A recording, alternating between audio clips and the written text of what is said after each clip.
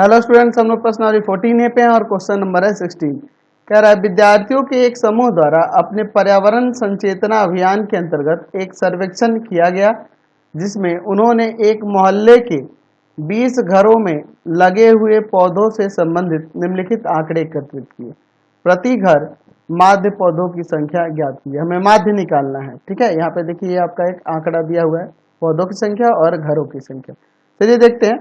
हम लोग यहाँ पर डायरेक्ट मेथड का ही प्रयोग करेंगे, क्योंकि देख रहे हैं छोटे छोटे अंक इसमें दिए हुए हैं। ठीक है, तो हम लोग प्रत्यक्ष विधि के ही प्रयोग से इसे निकालने वाले हैं। आसानी से बन जाएगा प्रत्यक्ष विधि से। चलिए देखते हैं। मैं यहाँ पे एक चार्ट बना लेता हूँ, इसमें हम लोग 4 कॉलम ले लेंगे। चलिए, ये आपका यहाँ पे मैं दर्शा दूंगा। इसमें पौधों की संख्या, पौधों की संख्या वर्ग अंतराल के रूप में है। देखिए क्या है, 0 से 2, 2 से 4, 4 से 6, 6 से 8, 8 से 10, 10 से 12, 12 से 14। और यहाँ पर देखो घरों की संख्या दी है। घरों की संख्या, घरों की संख्या कितनी दी हुई है? 1, 2, 1, 5, 6, 2, 3। ठीक है, चलिए अब यहाँ पे हम लोग क्या लेंगे? एक्स आई लेंगे, यानी कि वर्ग चिन्ह लेंगे। वर्ग चिन्ह, वर्ग चिन्ह एक्स आई। और ये घरों की संख्या जो दी हुई है क्या है? एफ आई है। ठीक है, तो वर्ग चिन्ह कैसे निकालेंगे हम लोग? यहाँ ये जो वर्ग अंतराल दिए हैं, निम्न सीमा और सीमा को जोड़ के 2 से भाग करेंगे, तो यहाँ पर आ जाएगा 1, 0 और 2 जोड़ेंगे तो 2 में भाग करेंगे 2 से तो 1।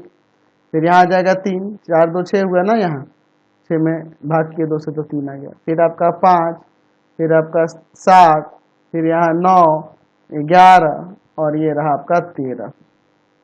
ये ना हो जाएगा। यहाँ पे हम लोग निकालेंगे अब एफ आई एक्स आई। ये सिंपल है गुना करना, इसलिए मैं प्रत्यक्ष विधि का ही प्रयोग कर रहा हूँ। 1 में 1 से गुना करेंगे 1, 2 3 आपका 6 हो जाएगा, 5 एकम 5 हो जाएगा, 5 सत्ते 35 हो जाएगा, और देखिए 6 नवा 54 हो जाएगा, 11 दूना 22 हो जाएगा, और 13 तिया 39 हो जाएगा। चलिए अब हम लोग इसको जोड़ते हैं और एफ आई को जोड़ते हैं, दोनों को जोड़ते हैं। यानी कि हम लोग यहाँ पर बात करेंगे सिग्मा एफ आई एक्स आई की, और यहाँ पर ये सिग्मा एफ आई की, ये सिग्मा एफ आई। इसको भी जोड़ेंगे और इसको भी जोड़ेंगे, तो ये जोड़ के आ जाएगा आपका 162, और यहाँ पे जोड़ोगे तो ये हो जाएगा आपका 20। माध्य ना निकालना है, तो माध्य बराबर में क्या हो जाएगा? यहाँ पर सिग्मा एफ आई एक्स आई बटा में सिग्मा एफ आई। तो यहाँ पर 162 और बटा में आपका है 20। 2 से काटते हैं 10 बार में, ये आपका 81 बार में, तो 8.1 नहीं लिख सकते हैं, इसलिए मैंने नहीं काटा आगे। 8.1 हो जाएगा। ये माध्य क्या आ गया? 8.1। समझ गए? चलिए अगला क्वेश्चन देखते हैं। 17 नंबर। निम्नलिखित बंटन एक मोहल्ले के बच्चों के दैनिक जेब खर्च दर्शाता है। माध्य जेब खर्च 18 रुपये, माध्य दिया 18 रुपये, तो लुप्त बारंबारता ज्ञात कीजिए। यहाँ देखिए लुप्त बारंबारता एफ जो है ना, इसी का मान निकालना है। यहाँ देखिए दैनिक जेब खर्च दिया है रुपए में, और यहाँ बच्चों की संख्या दी हुई है। चलिए हम लोग देखते हैं इसका। हम लोग यहाँ पर भी हम लोग प्रत्यक्ष विधि डायरेक्ट मेथड का ही प्रयोग करने वाले हैं। सिंपल होगा यहाँ पर आंकड़ा हमारा, इसलिए ऐसा कर रहे हैं। ठीक है, ध्यान से देखिएगा। हम लोग यहाँ पर प्रत्यक्ष विधि का इसलिए इस्तेमाल कर रहे हैं ना कि हमें छोटे छोटे अंक मिलेंगे गुणा करने के लिए, कोई दिक्कत नहीं है इसमें। ठीक है, मैंने बोला था ना कि पग विचलन विधि या फिर आपका काल्पित माध्य विधि का प्रयोग तभी करना जब बड़े बड़े अंक हो, ज़्यादा तकलीफ हो गुणा वगैरह करने में, तभी करना। ठीक है, चलिए देखते हैं क्या दिया हुआ है यहाँ पर। दैनिक दैनिक जेब खर्च, जेब खर्च रुपए में दिया हुआ है, और बच्चों की संख्या, बच्चों की संख्या थोड़ा सा मैं क्लियर लिख देता हूँ, थोड़ा छोटा हो गया ज़्यादा ऊपर करके। बच्चों की संख्या, ये समझ रहे हैं आप लोग?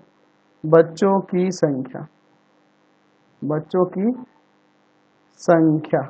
चलिए देखिए, ये होगा आपका एफ आई। क्या दिया हुआ है यहाँ पर? देखिए तो दैनिक जेब खर्च रुपए में 11 से 13, 13 से 15, 15 से 17, 17 से 19, 19 से 21, 21 से 23, फिर आपका 23 से 25, और यहाँ बच्चों की संख्या देखिए, 7 है, 6 है, 9 है, 13 है, F है, 5 है, 4 है, ठीक है। और यहाँ पर वर्ग चिन्ह, यानी कि XI की बात करते हैं, तो इन दोनों को जोड़ेंगे, 24 का आधा आपका 12 हो जाएगा, 2 और 1, 12 हो गया। चलिए, इसके बीच का इन दोनों को जोड़कर 2 से भाग करेंगे तो 14 आ जाएगा, फिर आपका 16 आएगा, 18 आएगा, 20 आएगा, 22 आएगा, और यहाँ पर 24 आएगा। अब हम लोग बात करते हैं FI XI की। चलिए, अब यहाँ पर हम लोग इनसे गुना करके लिखेंगे, तो 12 में 7 से गुना करते हैं, 84 हो जाएगा, 14 गुना 6 कितना आ जाएगा आपका, 84 आ जाएगा, है ना। 16 में 9 से करेंगे 144 आ जाएगा, ठीक है। अच्छा, अब 13 में हम लोग गुना करेंगे 18 से, तो 13 में 18 से गुना करोगे तो 234 आ जाएगा, ठीक है। ये हो जाएगा आपका 20F, 20 में F से करेंगे तो, और 22 में 5 से का 110 हो जाएगा, और 24 में 4 से गुना करेंगे तो यहाँ पे 96 हो जाएगा। चलिए देखते हैं, तो हम लोग इसको जोड़ेंगे, सिग्मा FI XI, और यहाँ पर सिग्मा FI की बात करेंगे। चलिए इनका योग निकालते हैं दोनों का, ठीक है। तो यहाँ जोड़ेंगे तो आपका आ जाएगा 752 प्लस 20F, और इन सबको जोड़ेंगे तो आ जाएगा 44 प्लस F। तो हमारे पास क्वेश्चन में माध्य देखिए कितना दिया हुआ है, माध्य दिया हुआ है 18 रुपये, ठीक है। तो माध्य के लिए होता है ना सिग्मा FI XI और बटा में सिग्मा FI, यही ना हो जाएगा, बराबर में 18। तो ये है 752 प्लस में 20F बटा में 44 प्लस F बराबर में 18। ये जाके उधर गुना करेगा तो ये जाके उधर गुना करेगा ना, 44 जाके 18 में गुना करेगा, फिर F में भी गुना करेगा, ठीक है। तो चलिए 44 प्लस F 18 से दोनों से गुना करेगा ना, ये देखिए क्या हो जाएगा, 752 प्लस 20F बराबर में 44 गुना कर जाएगा 18 से, तो आपका हो जाएगा यहाँ पर 792 और प्लस में 18F, यही ना हो जाएगा, गुना करेगा ये दोनों जाके उधर।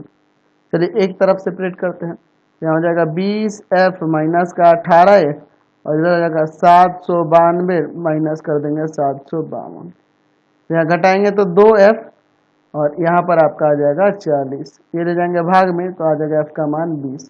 तो हमें जो विलुप्त बारंबारता थी वो निकल गई, 20 हो गई।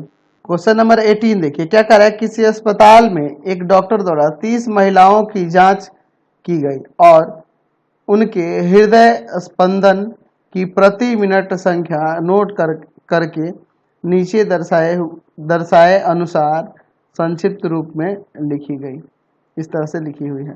एक उपयुक्त विधि चुनते हुए इन महिलाओं के हृदय स्पंदन की प्रति मिनट माध्य संख्या ज्ञात कीजिए, ठीक है। हमें यहाँ माध्य निकालना है एक उपयुक्त विधि का प्रयोग करके। तो देखिए यहाँ पर देखिए बड़े बड़े अंक आएंगे, यहाँ पे जब इनका हम लोग वर्ग चिन्ह निकालेंगे तो दशमलव में आ जाएगा, इसका वर्ग चिन्ह इन दोनों को जोड़ के यानी जोड़ेंगे तो 133 और 2 से भाग करेंगे तो 66.5 हो जाएगा, ठीक है। तो इस तरह से दशमलव में आ रहे हैं, तो यहाँ पे हमारा उपयुक्त विधि होगा पग विचलन विधि, ठीक है।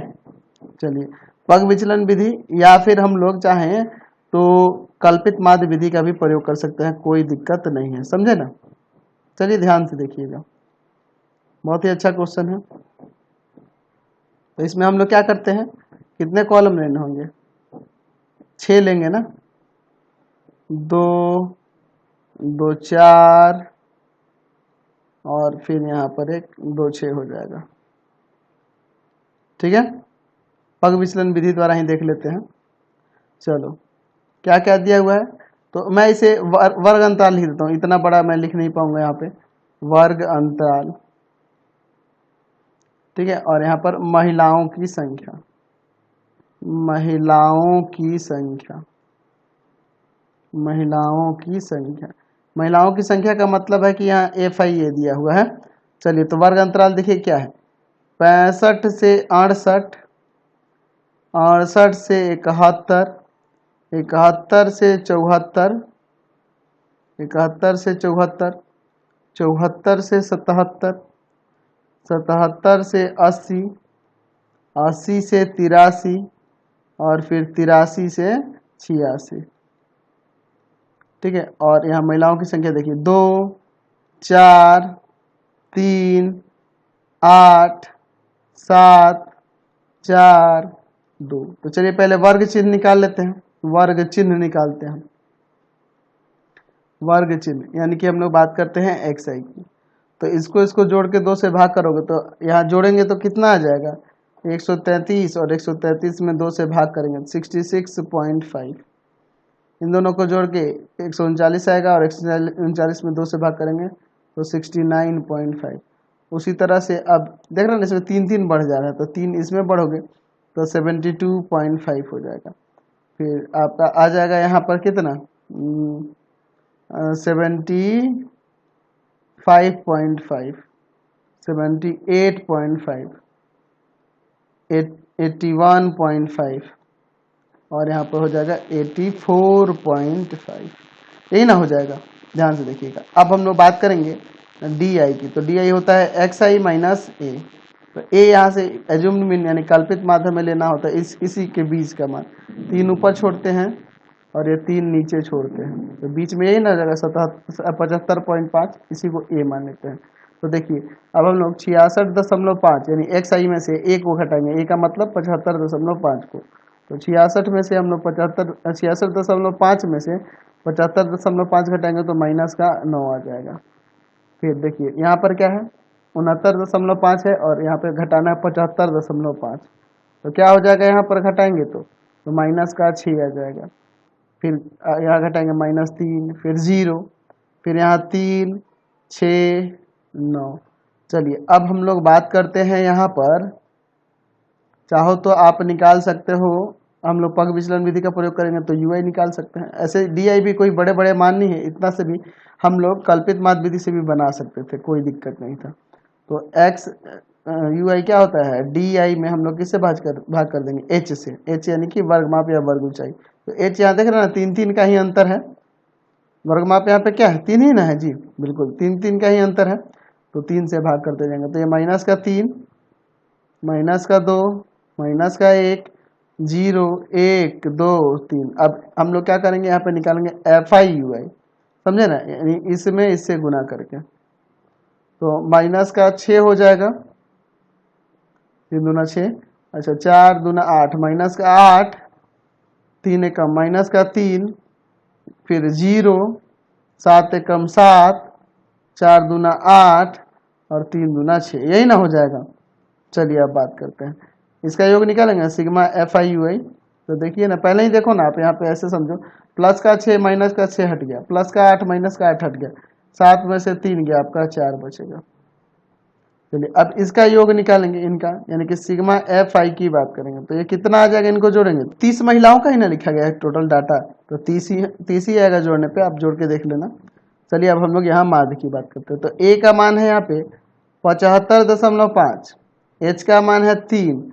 अच्छा अब इसके बाद हम लोग बात करते हैं माध्य के लिए। तो माध्य के लिए फॉर्मूला जानते हैं ना जी आप, A plus sigma F I U I by sigma F I into में एच। तो ए का मान है 75.5 plus sigma F I U I है आपका 4, सिग्मा एफ आई है आपका 30, और गुना में एच का मान है 3।